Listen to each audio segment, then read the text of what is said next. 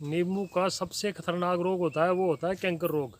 और कैंकर रोग जिस किसी ने अगर एक पेड़ भी लगा रखा है तो उसको भी पता है कि ये रोग क्या होता है, क्योंकि ये रोग एक बार तो आता ही आता है, कहीं पर कम और कहीं पर ज़्यादा। और जहाँ ज़्यादा बागवानी है वहाँ पर ये बहुत ही जल्दी से दूसरे पेड़ों में भी फैल जाता है। तो इसका पता कैसे चले कि अपने पेड़ में कैंकर रोग आने के संकेत कब मिलते हैं और कैसे पता चले?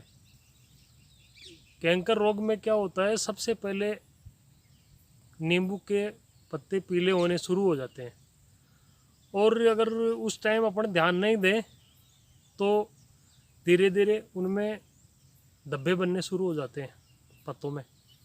और धब्बे बनने के बाद में भी अगर अपन ध्यान नहीं देते हैं तो फिर इसकी टहनियों पर फैलता है। ये टहनियों पर धीरे धीरे सारी टहनियों पर फैल जाता है।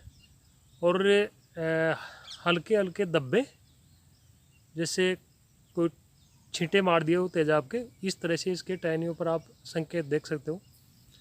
ये इसकी पहचान है।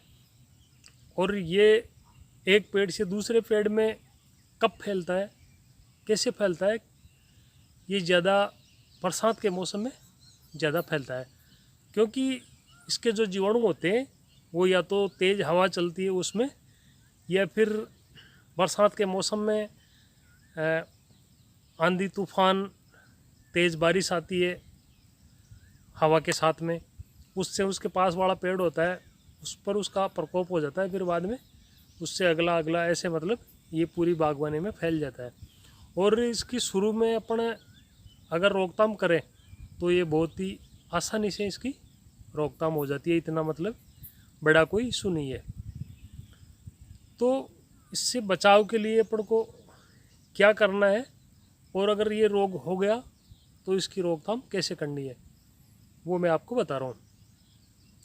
इसके बचाव के लिए आप अगर पेड़ों की कटिंग करते हो या